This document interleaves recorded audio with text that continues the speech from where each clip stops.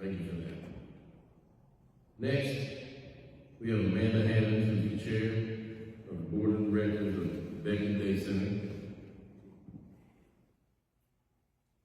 Come on up. Like I said before, she should have a lot of great information as well. You do. Thank you. Grab the mic. Yes. Grateful to be here today and share some of the information that I have. I think our last speaker said it very well, knowledge is power, right? And power is prevention.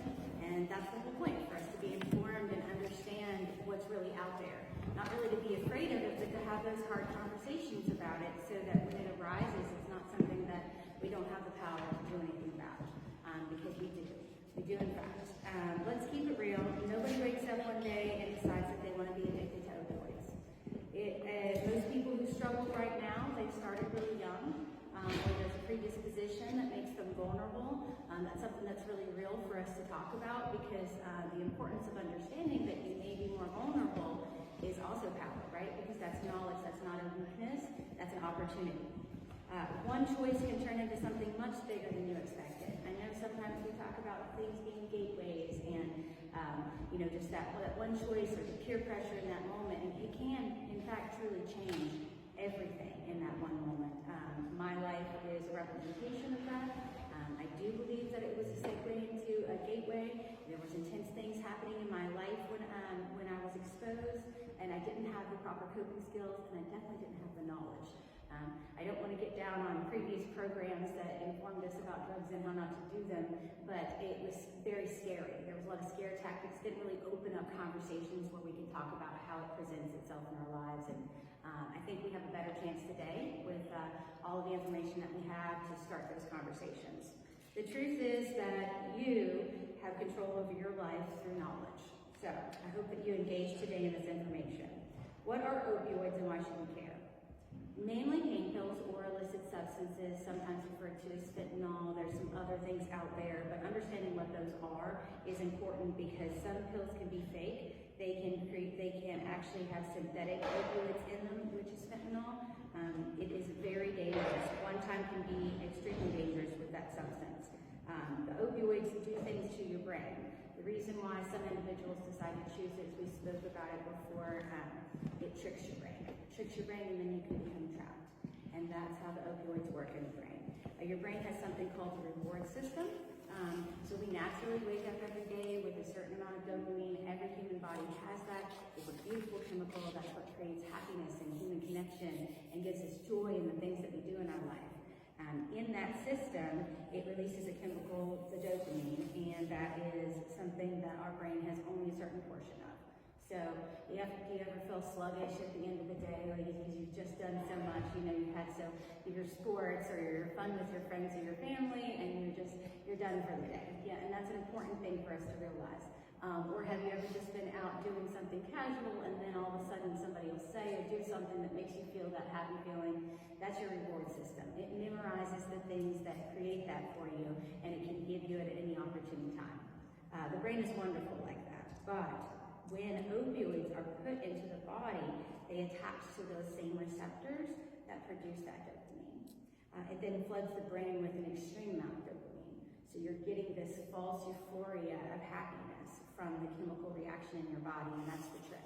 That's the trick, because inside of the human brain, we see and we feel in our bodies that we feel happiness, but in reality, it's just a falsified release of that chemical. We were never meant to utilize it in that way. That's why drugs and opioids are so dangerous, because the body is not able to regulate what that looks like and doesn't understand that it's actually synthetic. It is a false euphoria. So I want to say that out loud, because I think that that's a lot of the power and knowledge, is understanding how the brain works. For me, I didn't understand what was happening. If everything was just baseline or going really negatively in my life, and I would turn to something opioid-based, and my brain thought I was happy. My brain thought everything was good and that everything was going well. In reality, it was all falling down around me. But again, that dopamine chemical, it makes you think everything's okay. I want to say that because it's a really strong feeling and it can happen really fast. And that high that your brain feels is really just that overload. So knowing that, I think, gives us a lot of power. The feeling becomes a problem because your brain will remember the intense feeling of having some opioid in your body, and it starts wanting that over and over again. Just like we want to see the sunrise or watch our favorite shows or see our friends, right? It builds a new reward system in that way, and that's how addiction occurs. So a previous speaker talked about it's not a willpower thing, and that's true, because your brain will build these neural pathways that are connected to that system of response. You know, the reward system then becomes something completely alternative and false. So, but the good news is that what happens in your body doesn't have to occur if we don't take that, because we have our own. We have our own dopamine and happiness. We talked about a couple different coping skills that'll get you there if you're feeling something different. A couple more things for us to know what happens in the body when an opioid is introduced. It affects your brain, it slows your breathing, it slows heart rate, and it makes your body feel really heavy. So taking unprescribed opioids will slow your breathing and even make it stop. I'm not here to scare you. This is not about fear. It's just about awareness and knowledge. Some of the reasons why persons your age would try something new is because of what we shared before, a lot of stress, anxiety, wanting to fit in, curiosity, or escape something. You're not wrong for feeling these things. But substances make it worse, right? It creates this entire cycle where that moment of badness doesn't pass for a very long time, and then it becomes something that we can't control. So in reality, it's a whole catch-22. It just makes it worse. So instead of saying, just don't do it, know if you do, you won't be feeling a whole lot more of happiness for a while. And I have to say that because I had a really dark time in my life where, again, I thought that the substances was the answer, and in reality, it was just tearing everything down piece by piece. It's a trap, right? And I want to talk about that, the trap that happens in our brain. It feels okay at first, then your brain begins to depend on it, then nothing else is fun anymore, and it becomes needing it to feel normal. I think that's an important conversation because we talk about addiction in adults and individuals that are utilizing the substances of opioids, and the reality of it is once the dopamine is released to that large degree in your body, your brain won't produce it like it's naturally supposed to. So then the trick turns into the trap when you have to have that to feel normal. So you wake up and you're feeling sad now, and it's not because the things are happening in your life anymore. It then becomes the fact that you've done released everything that makes you feel normal. All of the chemical that once you get out of bed in the morning and see your friends or family or do anything in your life. One mistake in that aspect can be hard. It's about awareness and not fear. What actually protects you?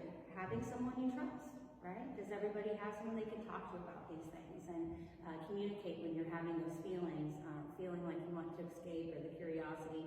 Peer pressure is a big thing I know we don't talk about. I guess it's awkward to say no to a friend. I've gotten to the point where I know that what's most important to me is most important to me, and their pressure isn't something that really encourages me to do something different. It's different at your age, so having somebody to talk to process those feelings through is important. Even practicing conversations of what it looks like a play-by-play. What if you were standing here one day and someone offers you something?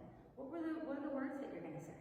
You're going to maybe be shaking inside. You're going to maybe feel all types of other emotions that you're not sure how to process. And having that kind of script of what it looks like for you is really important. Much like today, you got to prepare to, have that power. So try to find a person that you can have that with in those conversations so that you can be prepared. Knowing your worth is extremely important.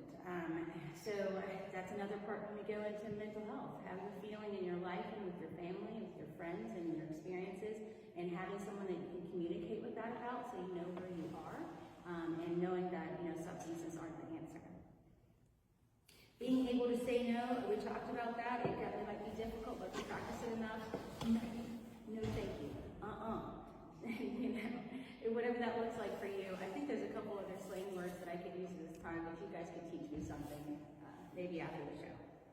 Having positive outlets. We talked a whole lot about that. Creativity. We talked about writing and art, music, whatever that looks like. I think that's really important because emotions become extremely heavy, and having something that you can put them into, no matter what that looks like. You know, you might not like drama, you might not like music, you might like sports, but having an outlet, because our body does have all that happy dopamine, right, that we have to do something with.